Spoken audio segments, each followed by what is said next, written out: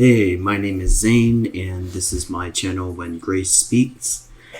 You'll have to excuse the lighting in this video. It's kind of late when I'm recording this particular one, and I wasn't quite able to get it right enough, so it's a little bit dark, but you can still see me pretty okay.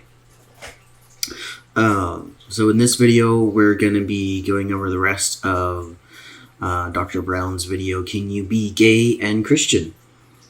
I had a lot of comments to say about the last one, and this one we're going to get into a little bit more theology, a little bit less sarcasm.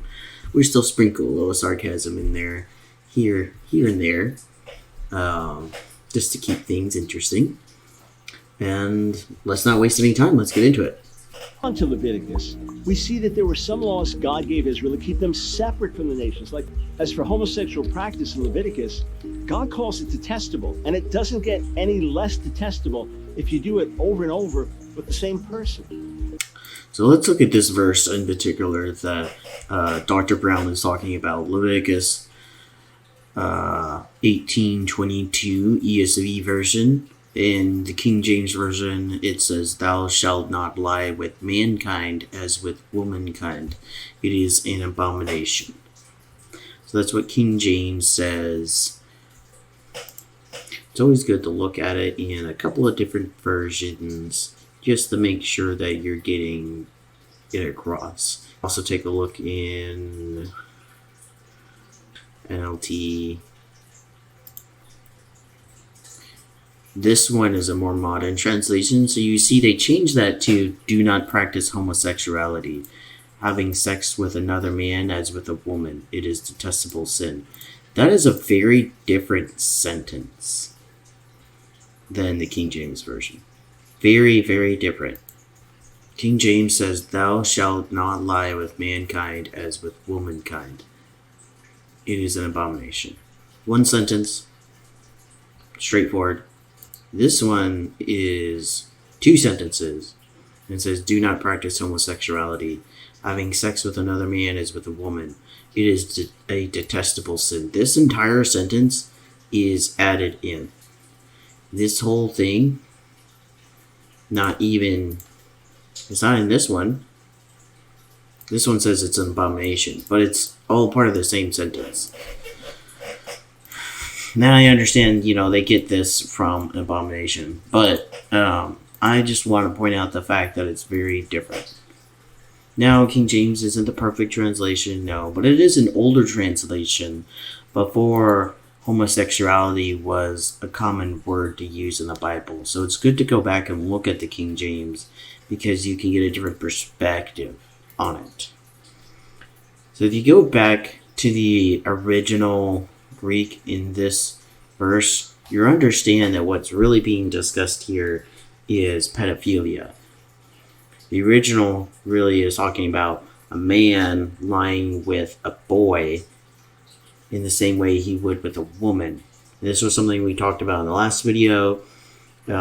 So Leviticus is not really discussing homosexuality. It's discussing pedophilia. And pedophilia is an abomination unto God.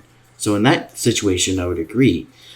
But not only that, let's look at Leviticus 18 as a whole, not just this one single verse out of the middle of this entire chapter without any context whatsoever.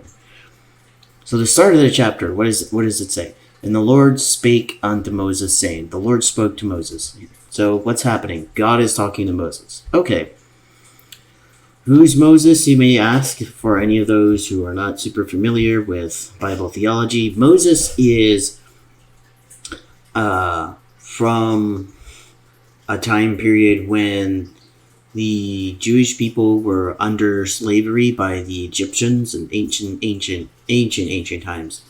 And God rose up Moses as a leader to lead them out from Egypt through God's guidance. So God basically spoke through Moses to the Israelis and brought them out into the wilderness. And then he gave them all these rules and laws and rituals and ways to live their lives to make them different from the cultures that were all around them. Because he wanted them to be unique and he wanted them to have an understanding of what kind of righteousness he expected from them. So Moses was really important. He's basically the person that God spoke through to his people. And what does the next verse says? It says, "Speak unto the children of Israel and say unto them, I am the Lord your God." So here God is saying, okay, Moses, I need you to talk to Israel. First, tell them I'm the Lord your God. And then he's going to go on and he talks about Egypt and explains you dwelt there. And after the doings of the land of Canaan, yada yada. It goes into some explanation of like, hey, I've done this for you and I've done that for you. So let's go down. This was verse 18. So let's scroll down a little bit. Let's see where all the nakednesses start. Okay, the nakednesses start at 7. And they go all the way down 17. The verse right before 18. So it starts, the nakedness of thy father. Well, let's go a verse right before that because we're missing a little bit of context here. None of you shall approach to any that is near of kin to him to uncover their nakedness. I am the Lord. What does that mean? He's not just saying you shouldn't look at people that are your family naked. He's also saying you shouldn't have sexual intercourse with them. That's the implication. The 7 says, the nakedness of thy father or the nakedness of thy mother shalt thou not uncover. Why? Because she's your mother. Duh. Don't do sexual things with your mother. That's wrong. 8, the nakedness of thy father's wife shall not uncover. It is thy father's nakedness. He says it twice. Now, you know when God says something twice, it's really important. So he's saying it twice. And then he says, the nakedness of thy sister, the daughter of thy father, or the daughter of thy mother, whether she be born at home or born abroad, or even their nakedness shall not uncover. So don't look at your sister naked. Don't have sexual intercourse with your sister. The nakedness of thy son's daughter, thy daughter, the nakedness of thy father's daughter, the nakedness of thy father's sister, the nakedness of thy mother's sister, the nakedness of thy father's brother, the nakedness of thy daughter-in-law, the nakedness of thy brother's wife. It goes on and on and on, you know. You get the idea, right? So God is saying, hey, these people you're related to, don't do sexual things with them. Don't uncover their nakedness. Don't do any of this weird stuff, okay? You're related to them. It's wrong. Don't do that. And 17 says, thou shalt not uncover the nakedness of a woman and her daughter, neither shalt thou take her son's daughter or her daughter's daughter to uncover her nakedness, for they are her near kinswoman. It is wickedness. So, the verse right before 18 says, shall not uncover the nakedness of a woman and her daughter, her child, right? Nor shalt thou take her son's daughter, her son's child, or her daughter's daughter, her daughter's child, for they are her near kinswoman. It is wickedness. So, God is talking about children in 17. 18. Neither shalt thou take a wife to her sister to vex her or to uncover her nakedness besides the others in her lifetime. And also thou shalt not approach unto a woman to uncover her nakedness as long as she put apart for her cleanness. And shalt not lie carnally with thy neighbor's wife. Duh. And thou shalt not let any of the seed pass through the fire to Melech, neither shalt thou profane the name of God. I am the Lord. Don't profane the name of God. Thou shalt not lie with mankind as with womankind. It is an abomination. So that's where this verse comes in. 22. Okay, we finally made it. I know it took us a while, but it's important to understand the context of everything that's going on here. Neither shalt thou lie with any beast to defile thyself wherein, so no bestiality. Obviously, do not defile yourselves in any of these things, for these nations are defiled, which I cast out before you. Keep my statutes, etc. So this whole thing is about incest. What we call incest. So that's when you have sexual relationships with people that you are related to. It's called incest. And it's wrong. It's wrong by the law. It's wrong morally. It's an abomination. Not cool. Don't do that. And then all of a sudden, we get to 22 and it's like, oh yeah, no homosexuality. What does that have to do with incest? That doesn't make sense. What makes more sense is that this verse really says, thou shalt not lie with a boy as with a woman. Don't lie with a child as you would with a woman. Neither shall thou lie with any beast. So bestiality. Pedophilia and bestiality are on the same level, right? They're both with things that can't consent. Children can't consent. And animals can't consent. And right before that, 17, 18, we're talking about children. Now, here's another thing. Leviticus is filled to the brim with laws. Things like you can't have mixed clothes, like cotton mixed with other things. It all has to be one thing. And things like, the kosher laws, and you can't do this and you can't do that, and if your wife divorces, you can stone her, and things like that.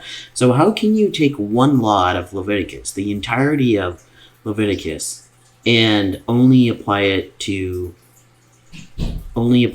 one law out of the entire thing, and only apply it to one people group? That's not good theology. Anytime you just pluck a verse out of nowhere and you don't understand everything that surrounds it, you're missing context. And you're going to condemn an entire people group off of this one verse out of context without any knowledge of what's going on, and without certainty that that's exactly what God was talking about. And you're going to condemn an entire people group for it. Is that really wise? Alright, let's continue. Different ways Jesus did address this. First, in Matthew 5, Jesus said that he didn't come to abolish the law of the prophets, but to fulfill. And when it came to the moral laws of the Torah, he fulfilled them by taking them to an even higher standard. Second, in Matthew 15, Jesus taught that all sexual acts committed out. If you're interpreting this to mean that all of the law is still to be followed, which is what he's saying, that Jesus hasn't come to abolish the law but to fulfill them, so he's interpreting that as all of the Levitical laws and the law of Moses is still in effect, then there are so many things that Christians are not doing that they need to do. They're not doing kosher, they still eat pork, they're not wearing clothes made of only one kind of material, they're not making sacrifices, there's not a temple, they're not sacrificing lambs for the forgiveness of sins, there's no priesthood. Like, there's so many things. What this verse means is Jesus is saying all of those things that they were doing, all the sacrifices, sacrificing the innocent lamb and to forgive the sins of the people, those were a sign of the coming of the Messiah. That innocent lamb being killed for the forgiveness of sins of the people was a symbol for the Messiah. So Jesus is saying, I have come not to abolish the law of Moses, but to fulfill it. The law of Moses was always meant to be a promise of the coming of Messiah, to looking forward to the coming of the Messiah, to bring salvation to the world. That was always the intention of them. But if you're going to say that the law is not over and it hasn't been fulfilled in the way that Jesus meant it to be fulfilled, then maybe you should start with actually understanding them, because if that's really what you mean, so we all have to follow the laws, then we're all a lot less Jewish than we need to be, okay? So I really hope that's not what you mean, Dr. Brown. If you like this video, or you have other videos you would like me to react to, please comment below, like, subscribe if you'd like to see more. And I'll see you guys next week.